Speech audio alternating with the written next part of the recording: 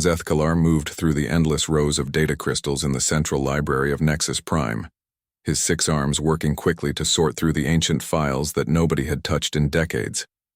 The junior archivist job was boring most days, but it paid enough to keep his family fed on their home, world of Kepler 7. Today felt different, though, as he worked deeper into the mythology section than anyone had gone in years. The dust particles floated in the artificial light as he pulled out an old storage unit marked with symbols he barely recognized. The dating system showed it was nearly 300 cycles old, from the time before the current Galactic Council had established proper record-keeping. Most files from that era were considered unreliable at best, filled with exaggerated stories and primitive scientific understanding. He plugged the unit into his reading device and watched as hundreds of files appeared on his screen. Most were exactly what he expected to find in the mythology section. Stories about impossible creatures and magical powers from primitive worlds that had long since been absorbed into galactic civilization. Then one file caught his attention because it was filed under a classification he had never seen before. The entry read simply, Humanity, Species, Classification, Extinct, Mythological, Origin, Sol System. Third planet Earth, Status, Unconfirmed. Zethkalar opened the file and found something unusual. Unlike most mythology files that contained obvious fiction, this one was written in the dry technical language of official military reports. The first document was dated 2089 by some primitive calendar system and marked as a field report from a council observer named Telvan the Wise. The report described a species called humans who lived on a world they called Earth. According to Telvan, these beings were unusual among galactic life forms because they had evolved on what the report called a deathworld. The gravity was higher than most planets could support complex life. The atmosphere was filled with a corrosive gas called oxygen, and the surface was covered in vast oceans of liquid that could dissolve most known materials. What made the report interesting was not the description of their world, but the description of the humans themselves. Telvan wrote that these creatures seemed to possess an impossible level of determination that defied all logical behavior patterns. When faced with overwhelming odds, instead of surrendering or fleeing like any rational species would do, humans would fight harder.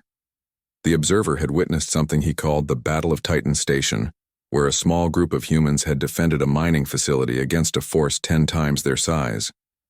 Instead of negotiating or accepting defeat, the humans had used tactics that Telvan described as creatively insane. They turned their own life support systems into weapons, used their enemies' equipment against them, and continued fighting even when victory was mathematically impossible. Zethkalar read through more reports, each one describing similar incidents. Humans who would charge plasma cannons with primitive kinetic weapons, humans who would sacrifice themselves to save complete strangers, humans who turned every defeat into a learning experience for future battles. The report spoke of a species that simply did not understand the concept of giving up. One report particularly caught his attention. A council mediator named Yurthol had attempted to negotiate a peace treaty between humans and an aggressive species called the Vorth Empire. The mediation had failed because the humans had refused to accept any terms that involved surrendering territory or abandoning their allies, even when facing certain destruction. According to Yurthol, the human representative had said something that became famous in the old records. We would rather die fighting for what is right than live accepting what is wrong. The mediator had noted that this was not said as a threat or as propaganda, but as a simple statement of fact that all humans seemed to accept without question. The top files continued for hours as Zethkalar read account after account of human behavior that seemed to violate every known principle of evolutionary survival. These beings would risk their lives for abstract concepts like freedom and justice that most species considered luxury items to be abandoned when survival was at stake. Then he found the final report, dated nearly 3 centuries ago. It was marked as Classification Eyes Only, Council Security Level Alpha, and signed by someone called Supreme Admiral Corthan. The report was brief but disturbing. It stated that the human homeworld of Earth had gone silent after a massive conflict with the Vorth Empire. Long-range sensors showed signs of planetary bombardment and possible extinction-level damage. No communications had been received from the Sol system in over 50 cycles. and the few ships sent to investigate had never returned. The report concluded that humanity had most likely destroyed themselves through their own aggressive nature, or had been wiped out by forces they had foolishly chosen to fight rather than appease. Either way, the threat they represented to galactic stability had been eliminated. The file was marked for transfer to the mythology section, with a note that human stories should be preserved as cautionary tales about the dangers of excessive aggression. Zethkalar sat back in his chair, trying to process what he had read. If these reports were accurate, humanity had been a real species with capabilities that seemed almost supernatural by current galactic standards. But if they were real, what had happened to them? The official conclusion was that they had died out, but something about that explanation felt wrong to him.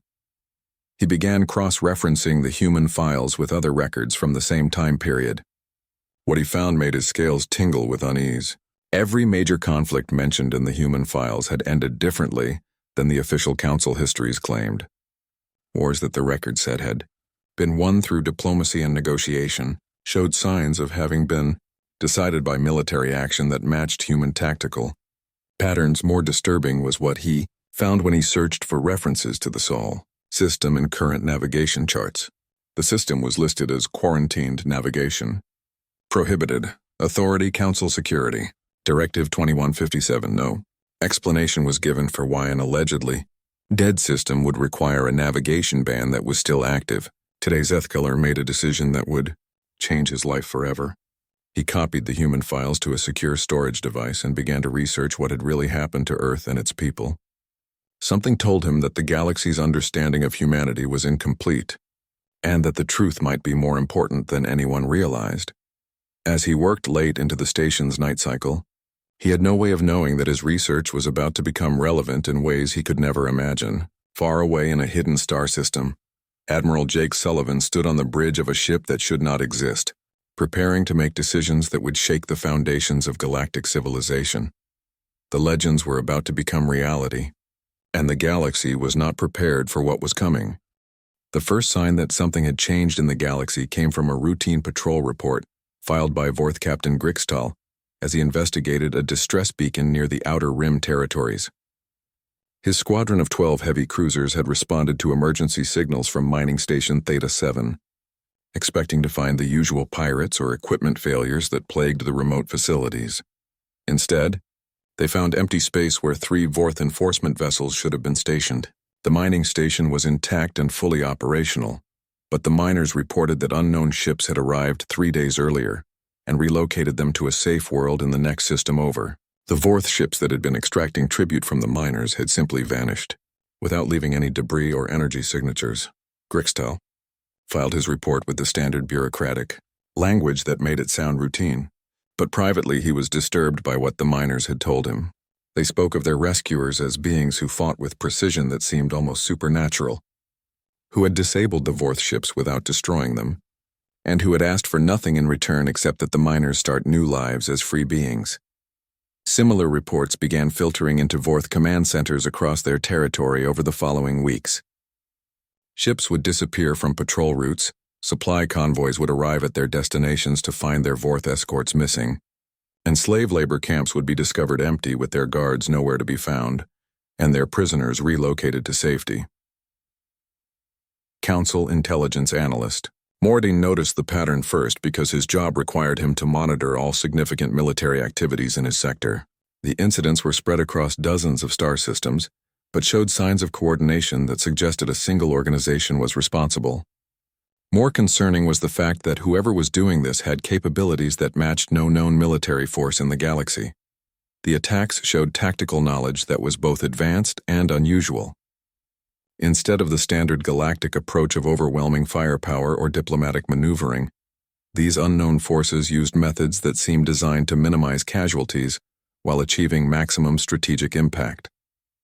They would strike at exactly the right moment, use exactly the right amount of force, and disappear before anyone could respond. Mordine began building a classified database of these incidents, trying to find connections that might reveal who was responsible. What he discovered made him request an immediate meeting with his supervisors. The tactical patterns matched historical records from the old archives, specifically reports about a species that most people considered mythical. On Earth, Dr. Karen West walked through the underground cities that humanity had built during their centuries of isolation. The vast chambers carved from living rock housed not just humans, but refugees from dozens of species who had found their way to the hidden world over the generations.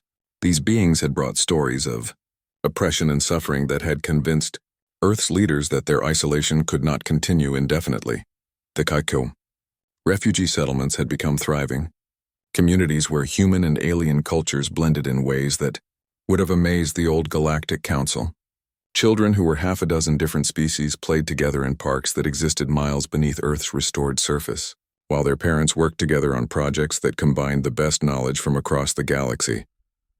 Karen's current project involved interviewing these refugees about conditions in the wider galaxy.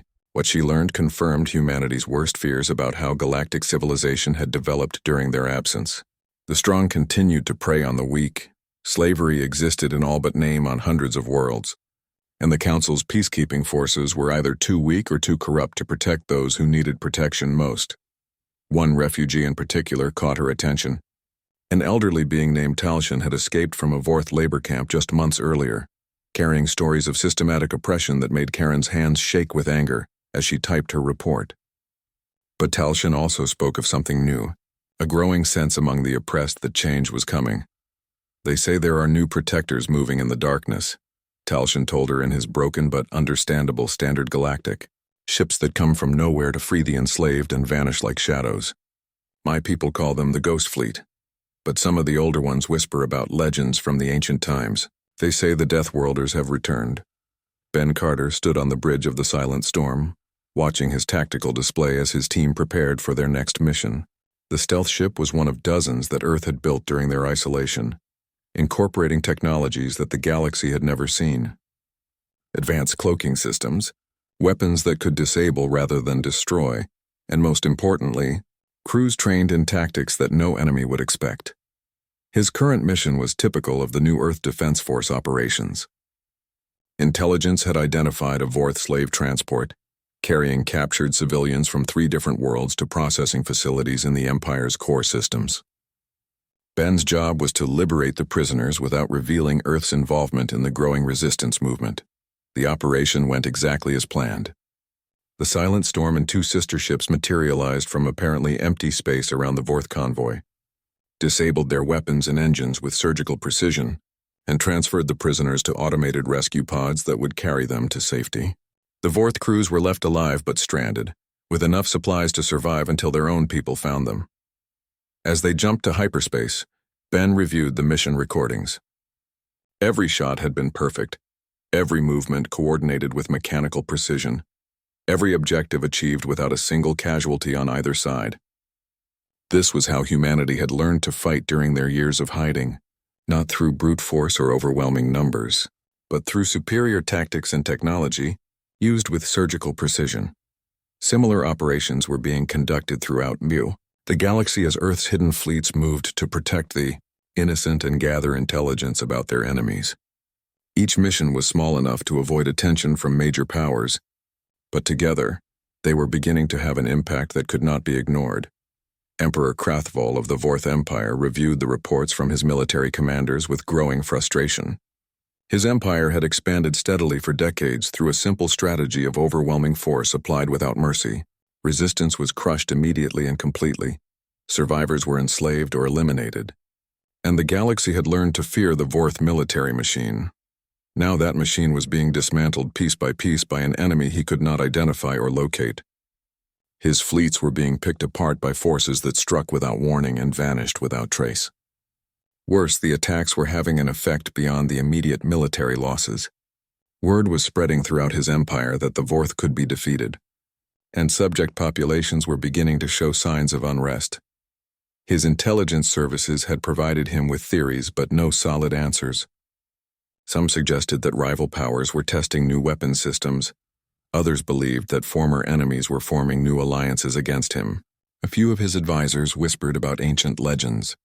But Krathval dismissed such talk as superstition. Back on Nexus Prime, Zeth Kalar continued his research into the human files with growing excitement and concern. Every piece of evidence he found suggested that humanity had not died out as the official records claimed, but had instead gone into hiding for reasons that were not clear from the available information. More disturbing was what he had discovered about the quarantine around the Sol system.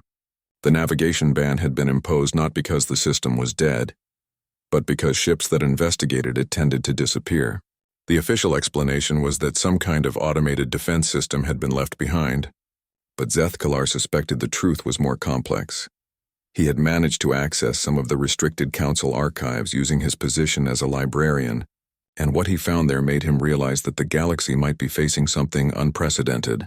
If humanity had survived and developed new capabilities during their isolation, their return could change the balance of power in ways that no one was prepared for.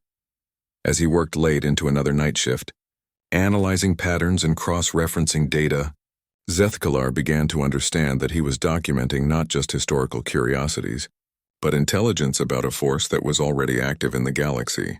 The shadows were moving, and soon the light would reveal what had been hidden for so long. The victory at Etherian sent shockwaves throughout the galaxy that reached far beyond what even Earth's strategists had anticipated. Within weeks of the battle, reports began flooding into Council headquarters about uprisings and rebellions breaking out across dozens of star systems. Worlds that had accepted Vorth domination for generations suddenly found the courage to resist, inspired by proof that the Empire could be defeated. On the mining world of Kepler's Rest, former slaves worked alongside teams of mysterious engineers to rebuild their shattered cities. Major Ryan Clark supervised the reconstruction efforts while maintaining the careful fiction that his people were just another group of concerned galactic citizens responding to the humanitarian crisis. The liberated beings spoke openly about their saviors, describing warriors who had appeared without warning to break their chains and vanish just as quickly. The stories they told matched reports coming in from across the galaxy, ships that seemed to materialize from empty space, weapons that could disable the most advanced Vorth technology, and tactics that turned every advantage the Empire possessed into a liability. Ryan coordinated with similar teams on 17 other worlds, all recently liberated by forces that officially did not exist. Each operation followed the same pattern: swift action to eliminate Vorth control, immediate humanitarian aid for the liberated populations, and careful withdrawal before anyone could ask too many questions about who had been responsible. The work was rewarding but dangerous because maintaining their cover stories was becoming increasingly difficult. The liberated populations were not stupid, and many of them noticed that their mysterious benefactors possessed technology and knowledge that was unlike anything else in the galaxy. Council President Velthar convened emergency sessions as reports of the spreading rebellion reached critical levels. The carefully maintained balance of power that had kept the galaxy stable for centuries was collapsing as oppressive regimes found themselves unable to maintain control over populations that no longer feared their military superiority. Admiral Threshkal, commanding the Council's peacekeeping forces, attempted to investigate the source of the rebellion by visiting recently liberated worlds. What he found troubled him more than the rebellion itself. The mysterious liberators were not just freeing slaves and overthrowing dictators. They were demonstrating capabilities that suggested access to technologies that were centuries ahead of current galactic science. On Kepler's Rest, Threshkal interviewed former slaves and examined the wreckage of Vorth installations that had been disabled with surgical precision. The energy weapon signatures were unlike anything in Council databases, and the tactical approaches showed knowledge of Vorth weaknesses that should have been impossible for any outside force to possess. More disturbing was what he learned about the liberators themselves. Multiple witnesses described humanoid beings who moved with coordination that suggested advanced training and equipment that made them nearly invisible to standard detection systems. Their ships used propulsion methods that left energy signatures unlike anything in current galactic technology. Threshkal began cross-referencing his findings with historical records, searching for any precedent that might explain what the galaxy was facing. What he found in the restricted archives made him request an immediate audience with the Council leadership. The Vorth Empire responded to the spreading rebellion with typical brutality, launching Operation Iron Fist to crush resistance movements through systematic terror campaigns. Emperor Krathvol ordered his remaining fleets to target civilian populations on 12 worlds simultaneously, hoping to break the spirit of the rebellion by demonstrating the cost of defying imperial authority. The operation was the largest military action the Empire had undertaken since their expansion campaigns decades earlier. 3 full battle fleets moved to implement coordinated strikes that would serve as an example to any world considering resistance. The targets were chosen specifically for their symbolic value and strategic importance to the growing rebellion.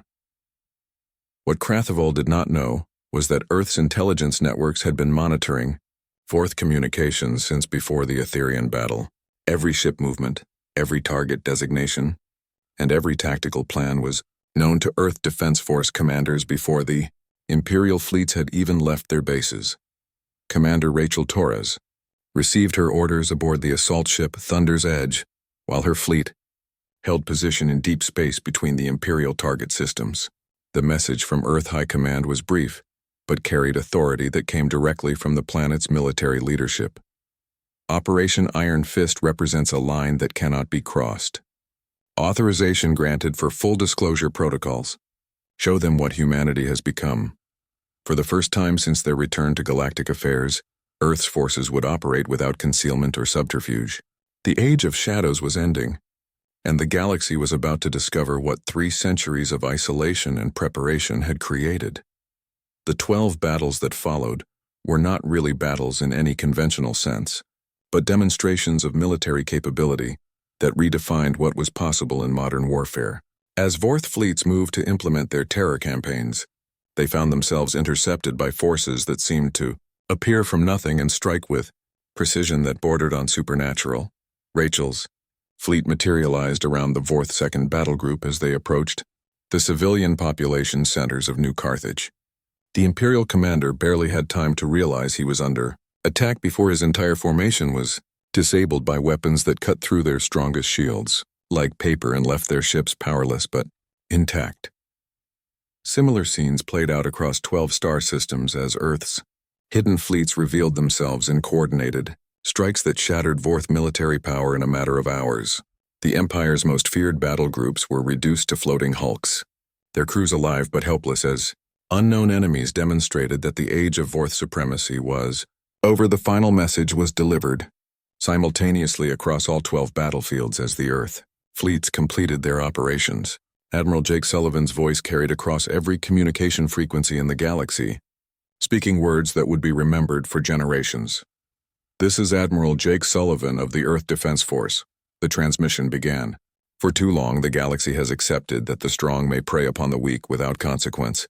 For too long, entire populations have lived in fear because no one was willing to stand against those who would enslave and murder the innocent." The message continued as shocked listeners throughout the galaxy tried to process what they were hearing. Humanity, the species that had been filed under legends and dismissed as mythology, was announcing their return to galactic civilization with a demonstration of military power that made every existing fleet obsolete.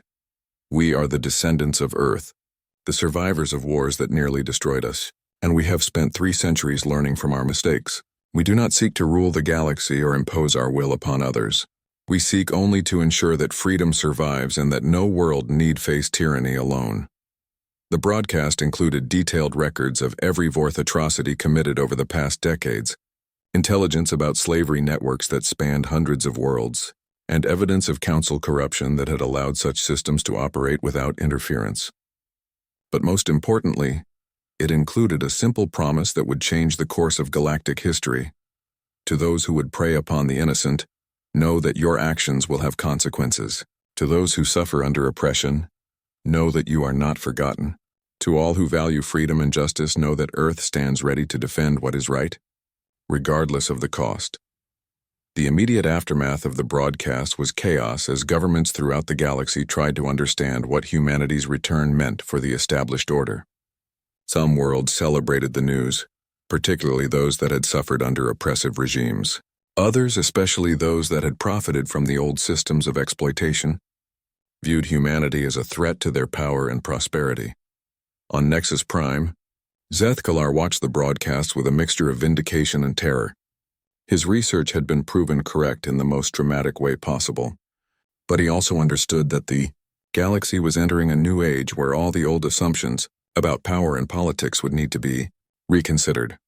The human files he had discovered were no longer historical curiosities but intelligence, reports about the most dangerous military force the galaxy had ever seen, a force that had spent centuries preparing for their return and was now ready to reshape galactic civilization according to their own vision of justice. Emperor Krathful received the news of Iron Fist's failure in his throne room, surrounded by advisors who no longer met his gaze. The empire that had seemed unstoppable just days earlier was now revealed to be powerless against an enemy that possessed capabilities beyond anything they had imagined possible. His final transmission was broadcast throughout Imperial space as rebellion erupted on hundreds of worlds simultaneously. The legends were real, he admitted to his people. Humanity has returned, and we have made the mistake of believing our own propaganda about their extinction. The Empire is finished. The arrival of Admiral Jake Sullivan's fleet at Nexus Prime marked the end of one age and the beginning of another. The massive Earth Defense Force armada that emerged from hyperspace around the Council homeworld was unlike anything in galactic history, not because of its size or firepower, but because of what it represented. A military force dedicated entirely to protection rather than conquest. The sleek ships that took defensive positions around threatened worlds throughout Council space broadcast the same message on all frequencies. We stand with those who cannot stand alone. It was a simple declaration that carried implications that would reshape galactic civilization in ways that no one fully understood yet. Council President Velthor stood in the Great Assembly Hall where representatives from thousands of worlds had gathered for an emergency session that would determine the galaxy's future. The building that had once symbolized the established order now felt small and inadequate when compared to the forces that humanity had brought to bear on galactic affairs. The human delegation was led by Dr. Karen West, whose diplomatic credentials were impressive enough, but whose real authority came from representing a species that had just demonstrated capabilities that made traditional concepts of military power obsolete. She was accompanied by representatives from the dozens of alien species that had found refuge on Earth during humanity's isolation, creating a coalition that challenged every assumption about how galactic politics worked. We did not return to the galaxy to seek dominion or tribute. Karen addressed the assembly in the clear, direct language that had become characteristic of human diplomacy.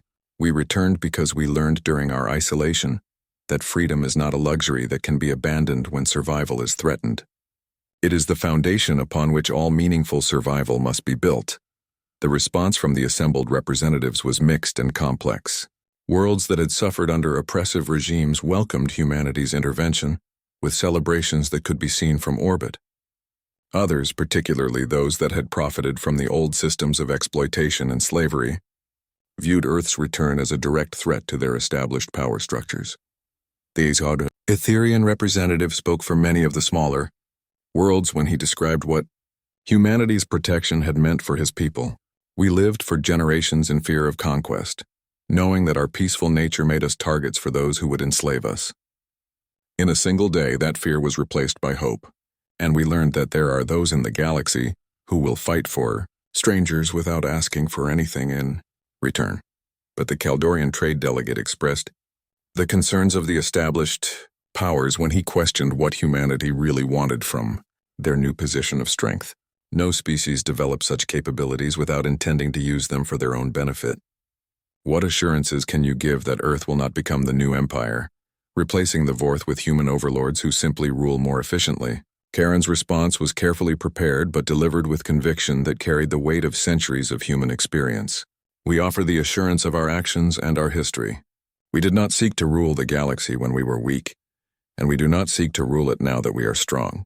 We seek only to ensure that the strong protect the weak, and that no species need ever again face extinction alone. The debate that followed lasted for days as representatives struggled to understand what humanity's return meant for their individual worlds and the galaxy as a whole. Some demanded guarantees and treaties that would limit human military activities, while others begged for protection from enemies that their own forces could not defeat. Throughout the discussions, Captain Steve Adams worked with military representatives from dozens of worlds to establish the framework for what would become the Terran Protective Alliance. Unlike the old treaty systems that had been based on mutual exploitation or shared fear, the new alliance was founded on a simple principle: those with the power to protect others had the obligation to do so. The practical details were complex, but the concept was revolutionary. Earth would provide military protection and advanced technology to any world that committed to basic standards of freedom and justice for their populations. In return, the protected worlds would contribute to the collective defense and share resources needed to maintain the alliance. Ben Carter, now serving as Earth's ambassador to the liberated worlds, found himself coordinating with resistance movements that had been dormant for decades, but were now openly challenging their oppressors. The psychological impact of humanity's return had been as important as their military intervention, proving to oppressed populations throughout the galaxy that change was possible. On former Vorth worlds, new governments were forming with human advisors helping to establish systems that protected individual rights while maintaining social stability. The process was not always smooth, as centuries of oppression had left populations that sometimes struggled to understand how freedom actually worked in practice. The most dramatic changes occurred in the former heart of the Vorth Empire, where Emperor Krathvol's government had collapsed within weeks of the Iron Fist disaster. The once mighty Imperial fleet had been reduced to scrap metal and prison hulks, while former subject worlds declared their independence and began forming their own defensive alliances. On the prison world of Tartarus VII, Commander Rachel Torres supervised the liberation of political prisoners who had been held for decades in conditions that violated every standard of civilized behavior. Many of the freed beings had been leaders of resistance movements from before the Vorth expansion, and their return to active politics was accelerating the transformation of entire sectors. The human approach to these liberations was characteristically thorough and systematic. Instead of simply freeing prisoners and leaving them to fend for themselves, Earth's forces provided medical care, psychological support, and assistance in re-establishing contact with their homeworlds. It was an investment in long-term stability that reflected humanity's understanding that true victory required more than military success. 10 months after the Iron Fist operation, the galaxy had been transformed in ways that would have seemed impossible just a year earlier. The old systems of oppression and exploitation had not been completely eliminated, but they had been so thoroughly discredited that even their former supporters were scrambling to distance themselves from past associations. The establishment of the Terran Protective Alliance was formalized in a ceremony held on Earth itself, where representatives from over 300 worlds gathered to sign agreements that would govern their mutual defense for generations to come. The signing took place not in some grand palace or government building, but in the memorial gardens that honored those who had died during humanity's dark years of isolation. The symbolic importance was clear to everyone present. Earth had not forgotten the cost of their previous involvement in galactic affairs, and they were determined not to repeat the mistakes that had led to such devastating consequences. The new alliance was structured to prevent any single species or world from dominating the others, with humanity serving as guardians rather than rulers. Admiral Jake Sullivan delivered the closing address of the ceremony, speaking to an audience that included not just the assembled delegates, but billions of beings throughout the galaxy who were watching the historic moment. His words were simple but carried the weight of centuries of human experience and determination. We learned during our darkest years that isolation is not strength, and that turning away from injustice does not make us safe from its consequences. We learned that freedom is not something that can be preserved by those who are unwilling to defend it when it is threatened. Most importantly, we learned that the galaxy is strongest when all of its peoples are free to pursue their own destinies without fear, the speech continued, with a promise that would define humanity's role in galactic civilization for generations to come. We do not ask to rule the galaxy because we have learned that true strength comes from service rather than domination. We ask only to stand guard against those who would prey upon the innocent, and to ensure that freedom survives, even in the darkest corners of space. The years that followed saw the complete transformation of galactic civilization as the principles of the Terran Protective Alliance spread throughout the inhabited systems. Slavery was eliminated not through force but through economic and social changes that made it unprofitable and socially unacceptable. Wars of conquest became impossible when potential aggressors knew they would face not just their intended victims, but the combined might of hundreds of worlds. On Nexus Prime, Zethkalar found himself appointed as the official historian of the transition period, tasked with documenting how the galaxy had changed from a collection of predators and prey into something resembling a genuine civilization. His work with the old human files had made him one of the few beings who understood how remarkable the transformation really was. The archives that had once filed humanity under mythology now contained detailed records of the most successful military and diplomatic campaign in galactic history. The species that had been dismissed as too aggressive to survive had become the guardians of galactic peace. The massive Vorth war fleet dropped out of hyperspace at the edge of the Etherian system, like a swarm of metal locusts descending on a peaceful garden. Admiral Krelnoth commanded over 200 heavy cruisers, battle carriers, and support vessels in what was intended to be the largest conquest operation the Empire had attempted in decades. The Etherians were known throughout the galaxy as peaceful beings who had never developed military technology beyond basic planetary defense systems. Their world was rich in rare minerals that the Vorth Empire needed for their expansion plans, and their population would provide excellent slave labor for the mining operations. It should have been a simple conquest that would serve as an example to other worlds that might consider resisting Vorth authority. Krelnoth reviewed his tactical displays with satisfaction as his fleet moved into attack formation. Long-range sensors showed exactly what he expected to find: a handful of outdated defense platforms orbiting the planet, and perhaps a dozen small patrol ships that posed no threat to his overwhelming force. The Etherians would surrender within hours, and he would return to the Empire with another victory to add to his record. What the sensors did not show him was the small fleet of ships holding position in the shadow of Etherian's largest moon, their advanced cloaking systems making them invisible to Vorth detection equipment. Captain Steve Adams reviewed his own tactical displays from the bridge of the Phantom Lance, coordinating with 11 other Earth Defense Force vessels that had been positioned throughout the system for the past week. The intelligence reports had been accurate about Vorth intentions, giving Earth's hidden fleets time to prepare a reception that would send a message throughout the galaxy. Steve's orders were clear: protect the Etherian population, minimize casualties on both sides if possible, and demonstrate that the age of unopposed conquest was over. All units, this is Phantom Leader. Steve spoke into his communications array. Target designations are confirmed. Remember, we want prisoners and intelligence, not just wreckage. Begin Phase 1 on my mark. The first sign that something was wrong came when Krelnoth's lead elements moved to establish orbital superiority around the planet. Instead of the expected surrender broadcast from the Etherian government, his ships began reporting system malfunctions and sensor anomalies. Navigation computers started providing conflicting data, weapon systems experienced targeting difficulties, and communication arrays began picking up interference that made coordination between ships increasingly difficult. The problems were subtle at first, the kind of technical issues that could happen during any large fleet operation, but as his commanders reported similar difficulties across dozens of ships, Krelnoth began to realize that his fleet was under some kind of electronic attack from sources he could not identify. Steve Adams watched his tactical display as Earth's electronic warfare systems did their work. Each Vorth ship was being subjected to precisely calibrated interference that would degrade their combat effectiveness without causing permanent damage to their systems.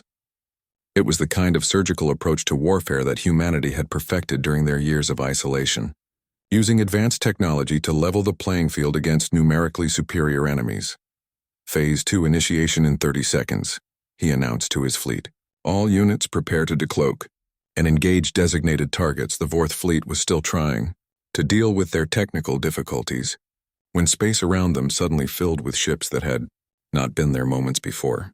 The Earth Defense Force vessels appeared as if materializing from nothing. Their sleek hulls and unusual design configurations, unlike anything in current galactic military databases. Krelnoth stared at his tactical displays in shock as his fleet found itself surrounded by forces that should not exist.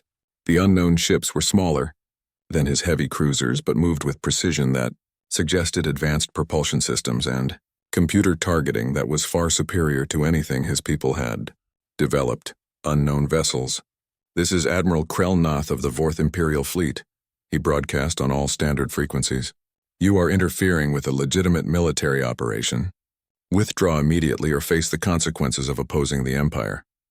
The response came from Steve Adams, though Krellnoth had no way of knowing who was speaking or what species he represented. "Admiral Krellnoth, this is the commander of the defensive forces protecting this system. You have entered sovereign space with hostile intent. You have 30 seconds to begin withdrawing your fleet, or we will consider you to be in violation of galactic law regarding unprovoked aggression."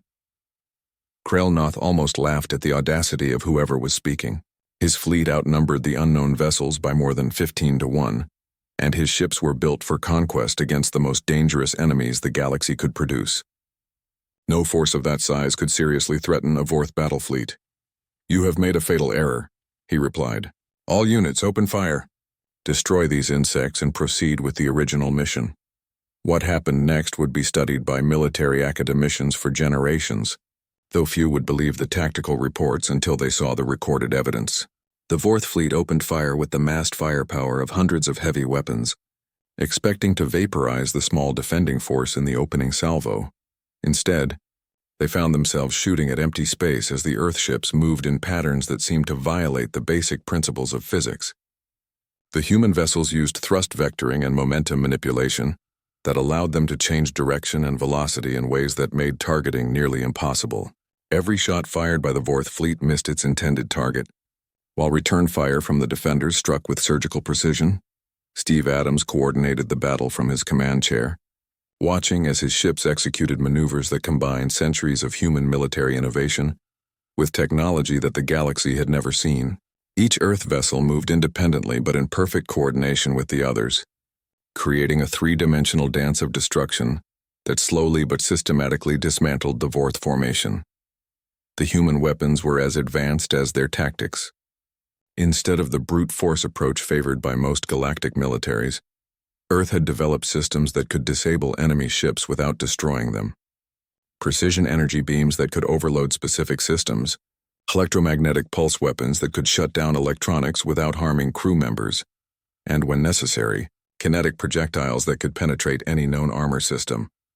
Krellnoth watched in growing horror as his fleet was picked apart piece by piece. Ships that had conquered dozens of worlds were disabled and left drifting, their crews alive but helpless as unknown enemies demonstrated combat capabilities that seemed almost supernatural.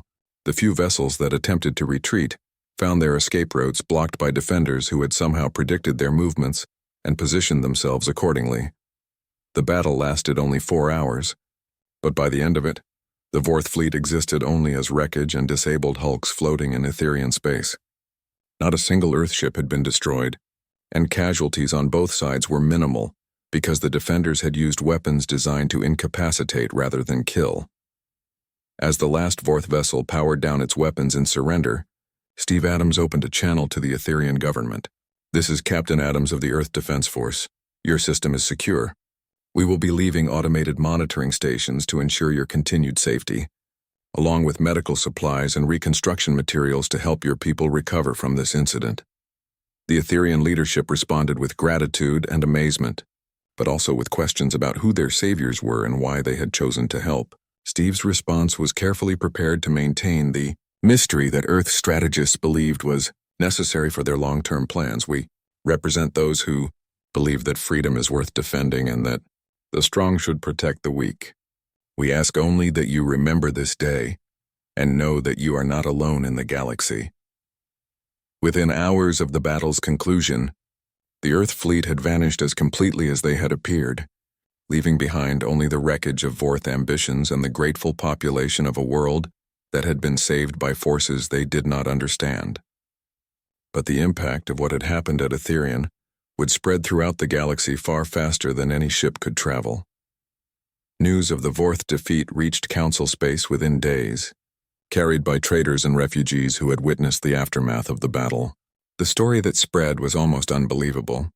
A massive Imperial fleet had been destroyed by a small force of unknown, ships using tactics and technology that seemed impossible by current galactic standards. More importantly for the oppressed, populations throughout Vorth space and beyond, the victory at Etherian proved that the Empire could be defeated. Resistance movements that had been dormant for decades began to stir, inspired by the knowledge that powerful allies were working to support the cause of freedom. On Nexus Prime, Zethkalar received the first reports of the Etherian battle with a mixture of excitement and fear. The tactical descriptions matched the patterns he had found in the ancient human files almost perfectly, suggesting that his research had been more accurate than he had dared to hope.